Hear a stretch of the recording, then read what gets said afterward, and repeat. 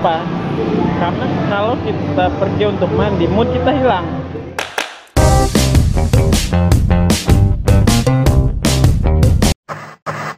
Ya, say hi teman-teman. Balik lagi ke pengen ngobrolin SBMB, udah lama juga nih, dan kali ini gue lagi barengan sama Ade Brother, doi videomaker ya, broadcaster, dan gue butuh asupan nutrisi otak, siapa tahu teman-teman juga butuh, dan ya gue langsung aja ya sama lo ya, to the point. Sekarang lagi musim content creator, podcast, YouTube. Yang update sekarang nih beberapa bulan ke depan, dan kemungkinan tahun depan bakal ada IGTV sistem monetisasi. Nah, menurut lo kayak gimana sih dengan perkembangan content creator? Apalagi itu kan berkaitan video kan ya? Betul. Jadi gini, kalau saya lihat dari pengamatan saya, konten-konten tersebut memang memberikan peluang untuk kita sebagai videomaker atau filmmaker. Dan sekarang memang banyak sekali, ada malah yang saya sebut pemula ternyata hasilnya lebih baik gitu dari kami orang yang berproses dari tahap awal dari tahap produksi dan lain, ternyata nggak kalah gitu. Orang amatir sekarang tuh malah lebih keren, gue pikir. Apakah menurut gue ya, tadi yang dengan gue nanggepin dari pernyataan lo aja, apakah kebantu dengan sistem pengajaran di YouTube kayak tutorial? Sementara maaf ya, zaman lo kan YouTube belum ya, belum. lo harus ke Gramedia, beli buku ya kan. Apa maksudnya efek dari situ, orang yang kelas amatir itu bisa setara dengan hampir ya, gue nggak bisa bilang setara juga sih, hampir lah ya. Kalau saya bilang, saya mengerti itu bahwa memang kreasinya boleh sama, setara mungkin ya, tetapi tidak pada prosesnya. Artinya gini, dia bisa dalam level atas teratas, tapi dia belum bisa belum bisa nyaingin ada level-level yang lain di bawahnya ya. Jadi dia secara instan langsung ke atas. Berarti itu berkaitan sama jam terbang dong. Betul, jam terbang. Dia maksudnya oke, hampir setara. Gue bilang hampir setara, tapi dia belum punya jam terbang. Jadi experience-nya kayak pressing, maksud press dari orang-orang, kayak dia punya klien, sementara dia belum langsung wah ikutan lomba langsung juara 1. Anjing, gue cuma juara 2 gitu ibarat ya. Berarti dia belum punya experience sendiri ya, pengalaman jam terbang. Betul. Tidak menentukan sebenarnya dalam sebuah karya itu, tidak menentukan bahwa ada yang berproses, ada yang tidak. Kan itu sebenarnya. Tetapi bagaimana? Jadi gini, sebuah karya itu dia menciptakan atau referensi kan. Karya dalam konteks karya itu tidak hasil referensi, bagaimana berinovasi. Berinovasi, menemukan hal-hal yang baru kan. Tapi ada pun sekarang kebanyakan saya lihat memang ada beberapa yang referensi juga. Yang kebanyakan orang ini lagi viral kemudian ikut-ikutan nih, kayak seperti itu kan. Itu kan saya pikir itu bukan karya, tetapi referensi yang dikaryakan. Jadi itulah yang membedakan. Karya itu sebenarnya dia menciptakan karyanya sendiri yang belum pernah orang melihat,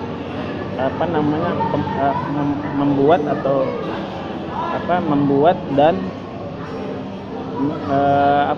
menciptakan sebuah karya. Intinya sih itu. Yang bicara dengan tutorial itu ya.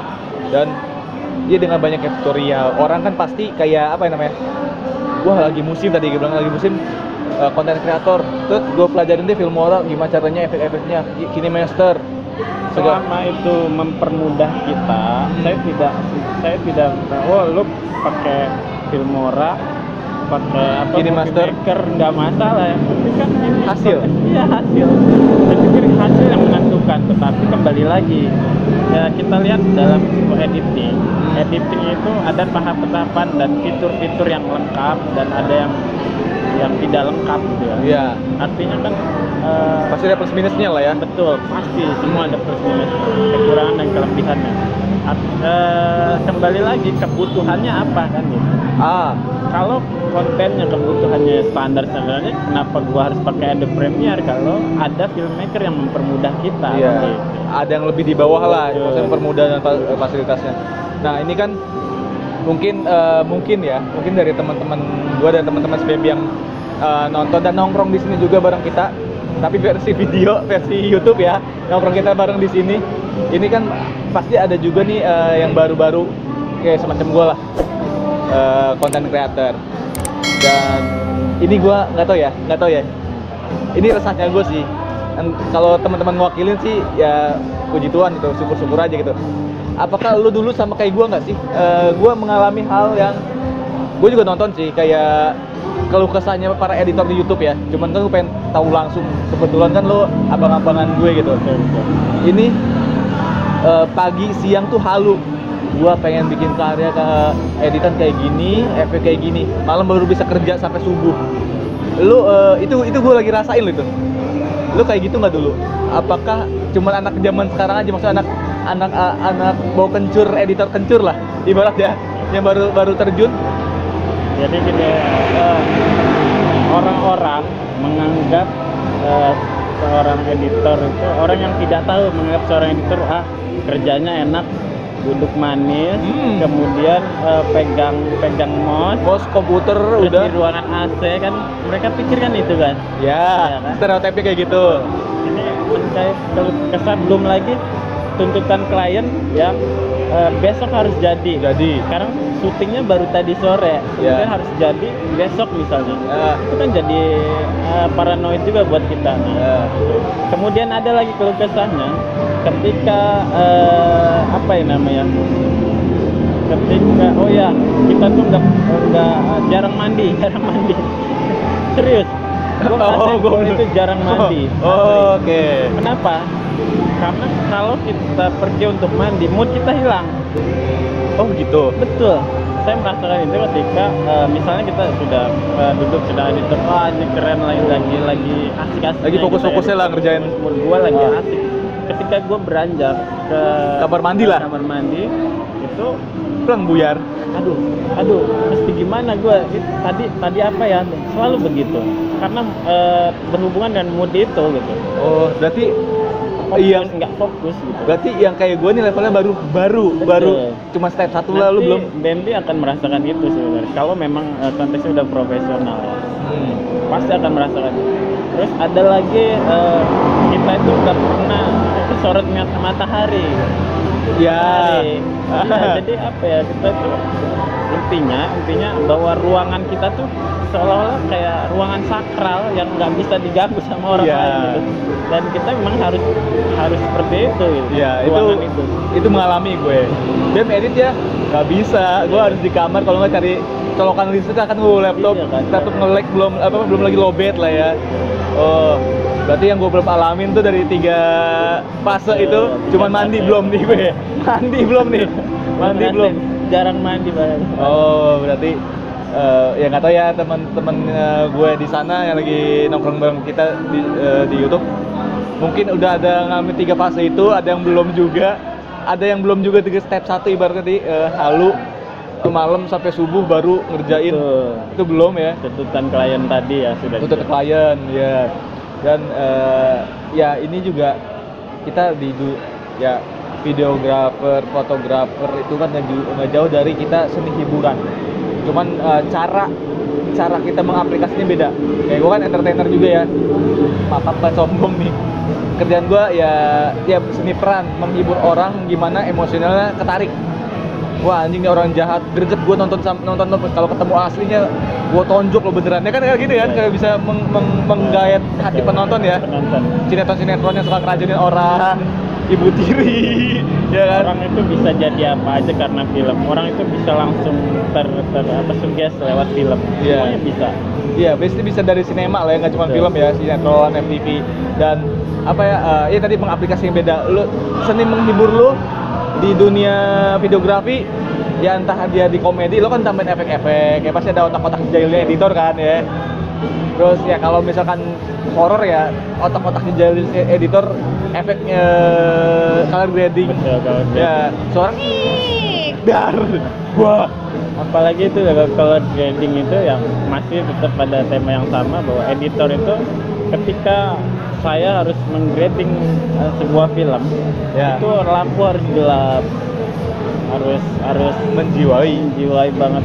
Ya itu tadi ada konteks ini, punya prinsip bahwa amati kita melihat, mendengar dan merasakan. Rasain. Nah. Ketika hasil yang baik itu akan tercipta karena adanya itu. Oh. Aturan itu. Kalau menurut gua, versi gua itu cuma melihat, mendengar dan merasakan. Artinya kita fokus satu ruangan dengan atmosfer suara yang yang baik dan semuanya diedit dengan yang baik. Oh, berarti hampir gue sih ya sepakat sih dengan tadi yang lo bilang ya. Mendengar, melihat, dengar, rasain. Gue sepakat karena di dunia seni peran pun gue kayak ngerasa ini pengaplikasian yang berbeda ya, dan tadi itu pengaplikasiannya berbeda aja. Lo ngedit ya, gue kan melakukan, ya kan. Sepakat sih itu. Dan yang gue tangkap baru lagi tadi, lo nggak 3 step A, 4 tadi apa? Feel gelap. Kalau lo horor tadi iya, lo ngedit horor, lo dimatiin lampunya biar feelnya ada. Grading. Terus nuansa seremnya harus Itu ada. pewarnaan. Iya. Pewarnaan visual. Jadi tadi nggak cuman halu bangun pagi ngerjain segala macam. Lo mandi. Terus ada apa lagi?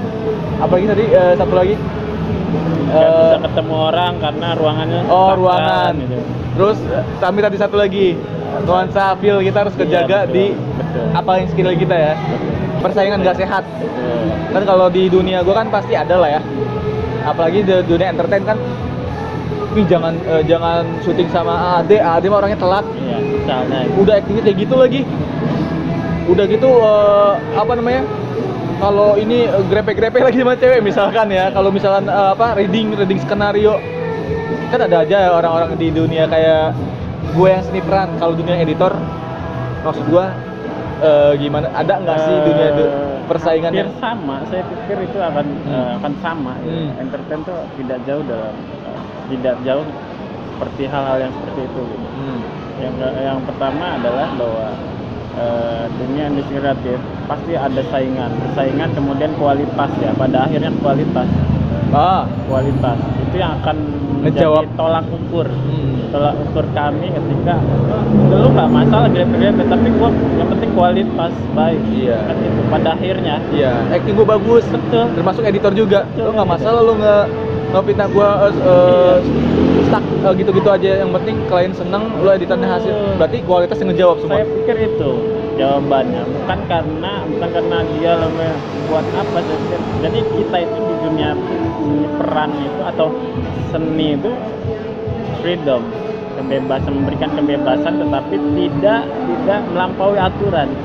Ya kalau kita telat dikit ya nggak masalah lah, itu biasa dalam sebuah entertain itu pasti biasa ya. Yang penting ada ya bertanggung jawab aja.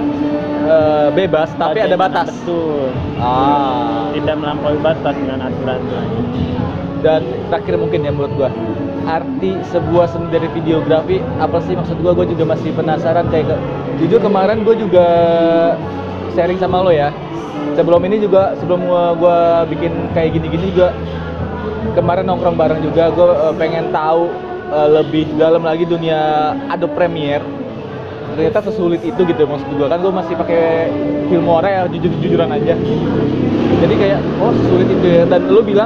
Dan lo nge-review hasil gue kayak ini seninya di mana gitu kan, dari hasil editan gue kurang greget gitu ya kan. Nah yang jadi pertanyaan gue terima dengan itu ya. Yang jadi pertanyaan gue, seninya itu apa sih? Seninya dari si editor sendiri? Video ya lebih. Dari video si video. Jadi seni itu tercipta berdasarkan pertama adalah tampil beda dulu. Artinya gini, ketika kita menciptakan sebuah video, ada aturan-aturan, misalnya panning, left, running right, kemudian satu lagi till up, till down. Nah, aturan itu tumbuhkan dulu. Kemudian nanti ada lagi unsur namanya sinematografi. Sinematografi itu luas gitu. Antara shot to shot, kemudian dikombinasikan sama extreme shot, kan akhirnya pada kombinasi video itu ya tercipta. Jadi sinematik agak lebih susah. Agak lebih Sinematik itu kan banyak orang yang paham tentang sinematik, tetapi dia tidak tahu prakteknya, praktikalnya. Jadi gini, kalau kita nyampurin gula, kopi sama air ya bisa, tapi ukurannya gimana? Betul. Pada akhirnya kan kita akan menakar itu seleranya si orang, si peminum kopi itu. Iya. Jadi perlu ketahui bahwa teman-teman juga di sini segala sesuatu itu bisa tercipta pada takarannya, sehingga akan aman, bukan karena bagus atau jeleknya sebuah karya, tetapi bagaimana aman pada si penikmat atau si penonton tersebut untuk dilihat gitu. Jadi intinya dari karya itu, video itu sesuai dengan takarannya dan rasa. Rasa kan? Taste. Iya, taste rasanya. Rasanya kan sesuai kan. Seperti yang saya bilang tadi bahwa ada kopi, air dan gula. Kalau kemanisan nggak bagus. Kepahitan juga nggak bagus. Kan gitu. Gimana cari tengah-tengah? Betul, harus pas. Makanya ada aturan di shoot atau di editing ada. Nah itu akan, saya pikir itu akan baik karyanya. Kemudian ada lagi terakhir outputnya, bahwa setiap karya itu tercipta harus ada yang mengkritisi, maka itu akan baik karya lo. Semakin banyak orang mengkritisi, semakin banyak orang yang berkomentar, maka akan baik karya lo. Kenapa? Gue kayaknya baca status lo tadi ya. Apa kemarin? Kemarin. Karya ini pasti akan ada yang dicintai. Itu bahasa ini. Bahasa kiasan lah ya. Kiasan tapi gitu. Tapi nggak jauh dari itu kan? Mungkin seperti itu lah. Terserah persepsi apapun ya, terserah orang. Jadi sesuai takarannya, Baby. Orang tahu dengan kemampuan tentang film, ya, tetapi juga harus tidak lupa dengan takaran-takaran tersebut atau aturan-aturan main di film tersebut. Begitu kira-kira, Baby. Okay, you understand? I understand, but praktik, I don't know, nggak tahu gitu. Maksudnya nggak tahu bakal seperti apa hasilnya kan, maksudnya. Oke. Semakin baik karya. Oke, nih terakhir nih. Jadi terakhir lagi, ini bener real terakhir. Penilaian lo terhadap content creator. Lo kan terjun di YouTube juga lah ya, ngerjain YouTube orang juga, ngerjain hasil TV juga. Cuman nih kayak lebih ke yang kita lagi musiman deh. Simple itu. Itu gimana sih maksud gua? Kayak yang dia bikin web series ala-ala ke dia yang maksudnya independen lah, bukan nggak ada sponsor segala macam. Kita buat yuk, pakai HP juga jadi. Kan sekarang pakai HP juga jadi ya. Apapun jadi kan. Cuman maksud gua itu menurut lo deh secara semua emang nggak bisa samain rata sih. Cuman menurut lo apa itu better, apakah itu B aja, apakah itu bad, jelek atau buruk ya? Menurut lo untuk perkembangan dunia, apalagi sekarang udah wadahnya tadi YouTube itu ya, lagi musliman itu ya. Manusia itu kalau saya lihat memang pertama adalah ini zamannya digital, zamannya multimedia, mempermudah kita untuk menjadi. Pertama adalah jadi gini lah, hubungannya visual itu psikologis sama seseorang, hubungannya psikologis seseorang, ngerti nggak? Visual itu dunia video atau dunia filmmaker, hubungannya itu dengan psikologis seseorang. Kembali lagi bahwa gini loh, bahwa kita misalnya ada orang yang berperan sebagai film kayak superhero, iya, kemudian kita merasa ingin seperti itu, atau film itu menjadi sebuah cerminan kita, akhirnya dia ingin menjadi emosionalnya ketarik lah. Betul. Jadi tingkatan manusia itu kan jelas. Pertama adalah eksistensi. Nah, Eksistensi itu penting karena orang akan tahu siapa dia karena eksistensi itu. Ya. Orang akan tahu siapa dia, siapa dirinya dengan tidak perlu mengenal langsung, tetapi lewat visualnya, sehingga menjadi contoh untuk pribadinya kan. Itulah seni visual. Sah-sah aja. Berkaitan dengan pertanyaan tadi, saya pikir bahwa sah-sah aja. Siapapun boleh mempublikasikan dirinya, siapapun boleh berkarya. Tapi kan pada akhirnya akan condong pada level-levelnya masing-masing, kelas amatir, kelas level biasa, kelas atas. macam. Dan apalagi sekarang itu banyak orang memperkerjakan orang itu lewat visual. Artinya job desk atau lapangan pekerjaan itu di visual kebanyakan yang untuk saat ini ya, digital saat ini. Maka mereka cari sesuatu yang, apalagi ini adalah sebuah hobi, mereka pikir terutama teman-teman juga kan senang selfie, kemudian fotonya bagus-bagus, dan sesaat kemudian ada yang menelpon, nih fotonya keren banget nih, boleh nggak gue minta fotoin nama lo. Nah, itu kan menjadi sebuah contoh bahwa mempermudah kita untuk mencari lapangan pekerjaan. Berarti ngebantu banget ya wadah-wadahnya, sangat membantu sekali. Kemudian menjadi ya itu tadi, ketika orang memilih karya dan kemudian memilih cara dia, ini kok beda gitu hasilnya, ini kok beda, ini kok keren gitu hasilnya, maka dia akan terus mencari.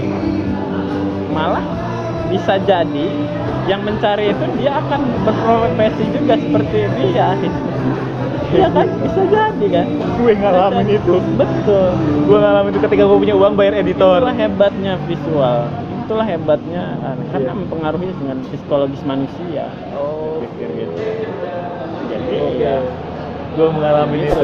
Betul. Makanya siapapun teman-teman, bijaklah dalam membuat konten, bijaklah, maka itu akan tumbuh nanti kepada orang lain. Ketika konten itu bagus, maka akan terserap sama orang lain. Apalagi anak kecil, apalagi YouTube sekarang udah ada konten-konten sensitif. Karena itu sangat berpengaruh sama psikologis.